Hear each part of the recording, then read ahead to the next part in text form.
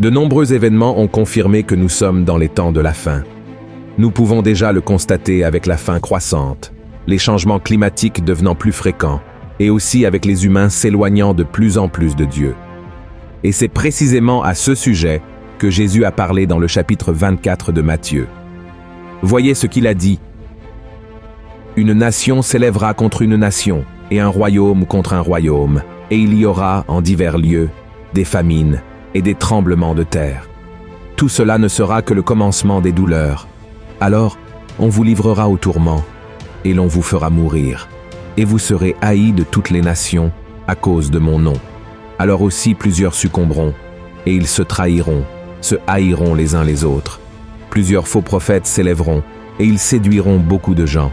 Et parce que l'iniquité se sera accrue, la charité du plus grand nombre se refroidira. Percevez que la méchanceté est l'une des choses que Jésus a dit augmenter dans le monde juste avant son retour. C'est exactement ce qui se passe, n'est-ce pas?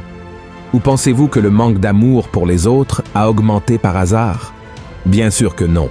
Et celui qui le confirme pour nous est l'apôtre Paul. Lisons ce qu'il a écrit dans sa deuxième lettre à Timothée. « Sache que dans les derniers jours, il y aura des temps difficiles, car les hommes seront égoïstes, amis de l'argent, fanfarons, hautains, blasphémateurs, rebelles à leurs parents, ingrats, irréligieux, insensibles, déloyaux, calomniateurs, intempérants, cruels, ennemis des gens de bien, traîtres, emportés, enflés d'orgueil, aimant le plaisir plus que Dieu, ayant l'apparence de la piété, mais reniant ce qui en fait la force. Éloigne-toi de ces hommes-là. Nous vivons dans les derniers jours et c'est exactement ce que je veux vous prouver dans la vidéo d'aujourd'hui en vous montrant les 7 péchés qui dominent le monde avant le retour de Jésus. Ainsi, vous pouvez être vigilants et ne pas les pratiquer, d'accord? Mais avant de commencer, je vous demande de vous abonner à ma chaîne. Cliquez simplement sur le bouton sous la vidéo, abonnez-vous et une cloche apparaîtra à côté. Cliquez sur cette cloche pour être informé chaque fois que je publie une nouvelle vidéo, d'accord? Alors, commençons. Le premier péché est l'égoïsme. Le premier péché souligné par l'apôtre Paul dans la deuxième épître à Timothée est l'égoïsme. Et si nous l'analysons de près, il se produit déjà avec une grande force. Un simple coup d'œil sur les médias sociaux suffit pour voir que les êtres humains sont centrés sur eux-mêmes, exhibant ce qu'ils ont accompli, sans se soucier des autres ni des choses de Dieu. L'égoïsme est l'une des pires maladies spirituelles de ce siècle, car il tue l'essence de l'homme et l'éloigne du Seigneur. Il va à l'encontre des principaux commandements de Jésus, qui sont d'aimer Dieu de tout son cœur et son prochain comme soi-même.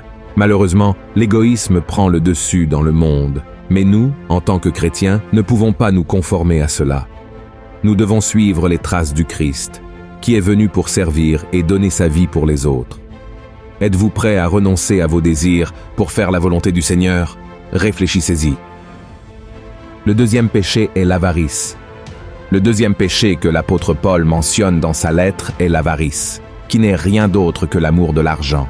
Et à un autre moment, l'apôtre Paul a dit « Car l'amour de l'argent est une racine de tous les maux, et quelques-uns, en étant possédés, se sont égarés loin de la foi et se sont jetés eux-mêmes dans bien des tourments. » Avez-vous déjà pris le temps de réfléchir à la quantité de crimes commis dans le monde chaque jour à cause de l'argent?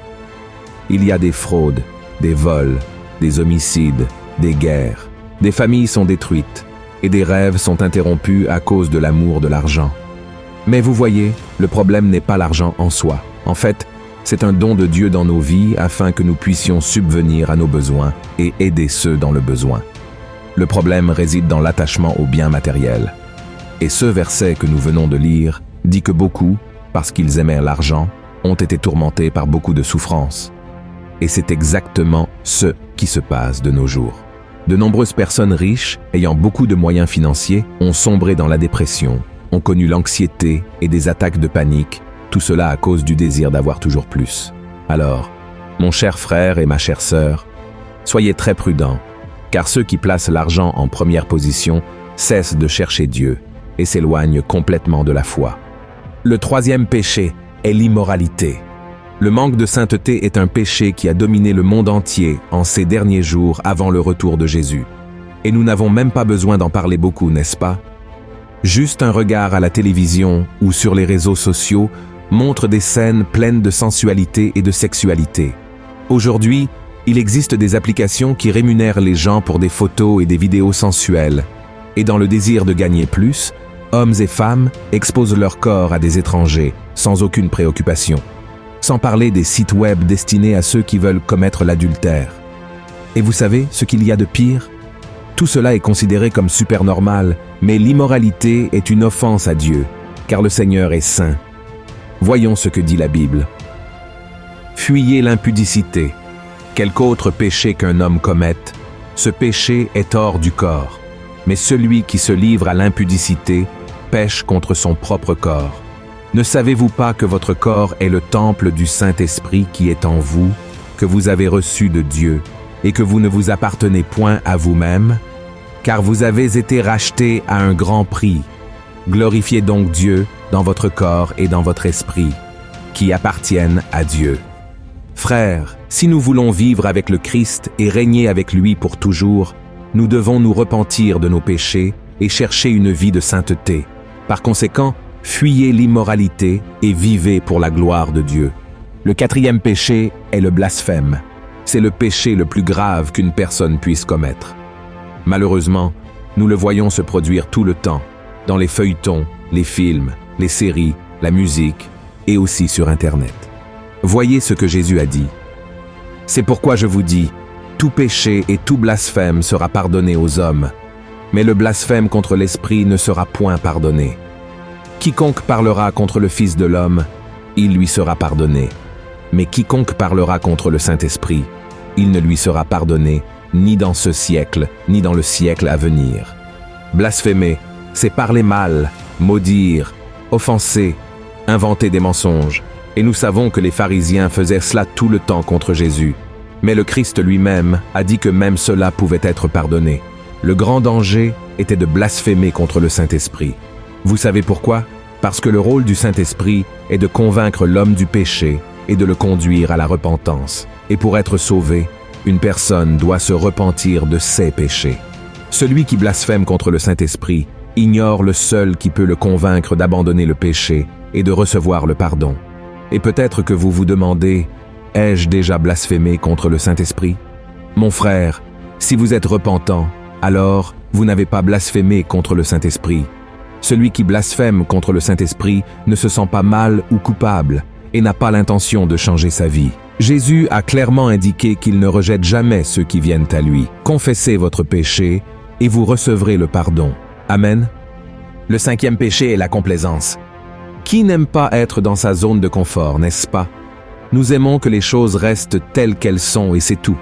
Et l'un des principaux signes que nous sommes complaisants est lorsque nous ne prenons pas de décision ou n'assumons pas de responsabilité qui pourrait nous causer quelque inconfort. Mais pourquoi cela serait-il un péché? Parce qu'il est impossible pour vous de répondre à l'appel de Dieu et de transmettre sa parole aux gens sans sortir de votre zone de confort. L'apôtre Paul a dit que l'Évangile est la puissance de Dieu pour le salut. En d'autres termes, il est capable de transformer la vie des gens et de restaurer les familles. Mais lorsque vous êtes complaisant, au lieu de ressentir le désir de partager l'amour de Dieu, vous vous contentez simplement d'aller à l'église et de penser que vous avez accompli votre rôle de chrétien. Et en ces derniers temps, les distractions et les divertissements augmentent beaucoup. Les gens passent des heures, des jours et des semaines à regarder des séries télévisées, à écouter de la musique, à jouer à des jeux vidéo, à traîner avec des amis, sans même réaliser que Jésus pourrait revenir à n'importe quel moment. Par conséquent, la meilleure façon de surmonter le péché de la complaisance est de lutter contre votre chair et de vous unir à des personnes qui marchent avec Dieu. Amen. Voyez ce que dit la Bible. Celui donc qui sait faire ce qui est bien et qui ne le fait pas commet un péché. Le 6e péché est l'arrogance. L'arrogance survient lorsqu'une personne pense être meilleure que les autres et n'a aucun intérêt à écouter d'autres opinions. Parce qu'elle pense toujours avoir raison, sa vanité est plus grande que tout, y compris son amour pour Dieu. Et c'est un autre péché qui a dominé le monde, n'est-ce pas? Prenez un moment et réfléchissez. Combien de personnes connaissez-vous qui se considèrent plus intelligentes, plus rusées, voire plus spirituelles que les autres? Ils ignorent que l'arrogance ne mène qu'à la destruction et à la séparation de Dieu. Car la Bible dit que Dieu s'oppose aux orgueilleux, mais accorde sa grâce aux humbles. Par conséquent, frères et sœurs, nous ne devrions jamais être arrogants, car Jésus est sur le point de revenir, et seuls ceux qui ont l'humilité de reconnaître qu'ils ne sont rien sans sa grâce et sa miséricorde seront sauvés.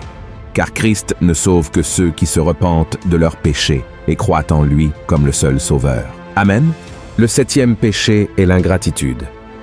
La Bible dit que l'homme a un cœur trompeur et corrompu par nature, et l'ingratitude en est une conséquence. C'est simplement un manque de reconnaissance envers ceux qui vous ont fait du bien. Soyez honnêtes, combien de fois avez-vous remercié Dieu pour quelque chose aujourd'hui? Et au cours de la dernière semaine, combien de fois avez-vous dit merci au Seigneur? Lorsqu'une personne devient ingrate, ce n'est qu'une question de temps avant qu'elle oublie qui l'a aidé à accomplir tout ce qu'elle a et qui elle estimated. Et de nos jours, malheureusement, nous avons vu beaucoup de gens comme ça. Ils reçoivent des dons et des talents, sont bénis avec la santé, des biens matériels, et ne reconnaissent toujours pas la main de Dieu et ne le remercient pas pour tout ce qu'ils reçoivent. Et c'est exactement ce qui est arrivé à Jésus quand il a guéri 10 lépreux. La Bible dit que seul un membre de ce groupe est revenu le remercier. Et le Christ lui-même a été surpris du manque de gratitude des 9 autres. Rappelons que cet homme qui l'a remercié n'était même pas juif. Il faisait partie d'un peuple considéré comme inférieur. Et savez-vous ce que cela nous enseigne? Que les personnes qui ont été sauvées par Jésus peuvent tomber dans la même erreur de ne pas reconnaître l'amour et la miséricorde de Dieu parce qu'elles s'y sont habituées. Alors mon frère, rappelle-toi chaque jour le grand œuvre que le Seigneur a accompli dans ta vie et remercie-le beaucoup. Amen. Frères et sœurs, ce sont les 7 péchés qui prévalent dans le monde d'aujourd'hui. Bien sûr, il y en a beaucoup d'autres, mais ce que je veux vous dire, c'est que Jésus est sur le point de revenir. Très bientôt, la trompette retentira et le Sauveur du monde viendra détruire l'Antéchrist, le faux prophète et leur chef Satan. Et comment serons-nous devant cela? Chercherons-nous le Seigneur tant qu'il en est encore temps, ou continuerons-nous à vivre comme si Jésus ne reviendrait jamais? Le choix vous appartient. Alors ne laissez aucun de ces 7 péchés dominer votre cœur. Amen. Si vous avez aimé ce message, partagez-le avec vos amis et votre famille et abonnez-vous à ma chaîne. Que Dieu vous bénisse.